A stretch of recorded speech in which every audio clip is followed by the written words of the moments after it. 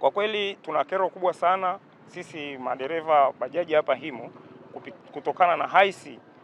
Kwa kweli sisi huduma zetu tunazitoa ndani ya mamlaka ya mji mdogo wa Himo, na katika kutoa huduma zetu kwa kweli tulielekezwa na LATRA kwamba sisi tuna kituo cha kuanzia lakini hatuna kituo cha kumalizia, na isitoshe halmashauri walikuja wakatukatia LATRA, lakini tunanyanyasika, hatuna vituo vya kuanzia au vya kuishia, hatuna.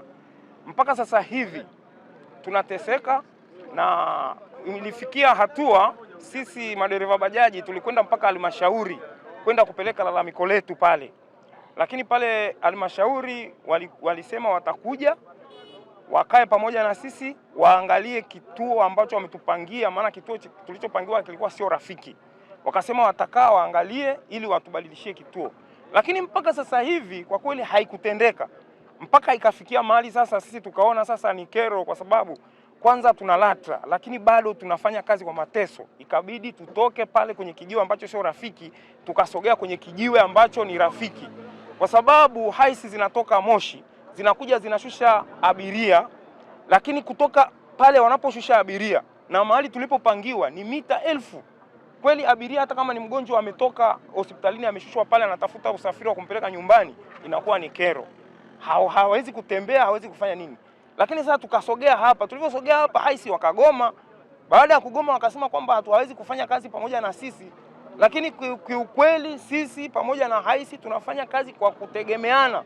Pale mahali haisi anamshusha abiria na sisi tunamchukua tunampeleka nyumbani. Kero kubwa iliyoko hapa iliyosababisha mpaka watu wakatoka barabarani kuja kwenye hichi kijiwe ni kwa sababu ya watu waliokuwa na watu wa haisi kuzuia bajaji zisipakie.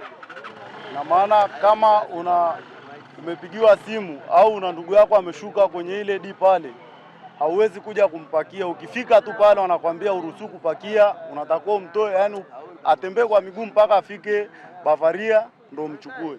Sasa tunajiuliza, bajaji ni haramu? Na kama ni haramu bora watufutie kabisa kuliko kuteseka. Yani kama hatuwezi, kama ziko kisheria basi tufanye kazi tupoe haki, lakini kama haziko kisheria na hazijulikani hazitambuliki basi wazifute, zio ni haramu. Kama wanapokimbiza mrungu, wanapokimbiza bangi, wazifute, watuambie kabisa hizi ni haramu, haziruhusiwi. Kuna wenzetu ambao ni wasafirishaji wenzetu wana bajaji, na sisi kama daladala tumekuwa tukikwazana kwa hizi mamlaka kuingiliana kwenye utaratibu wa kusimamiana kisheria. Iko hii vituo vya bajaji kama tunavyofahamu sisi ambao madereva tumesomea shule na kujua usafirishaji wao, ni vituo ni usafiri wa kukodishwa, sio usafiri wa daladala. Bajaji haina ruti ya kuanzia, haina ruti ya kuishia, kwa sababu ni chombo chake cha kukodishwa.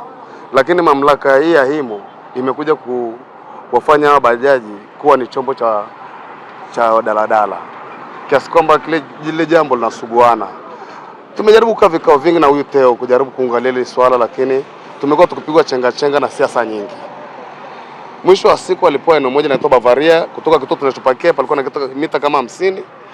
Lakini juzi Jumatatu sitofahamu wakaja kusogelea hapa jirani yetu sisi hapa Santorini tunakopakilia sisi. Tukijaribu kuuliza wanasema tumeambiwa tuje hapa na mbunge, sijui na diwani au mwenyekiti wa halmashauri. Yaani vitu kama hivi vimetupa nini?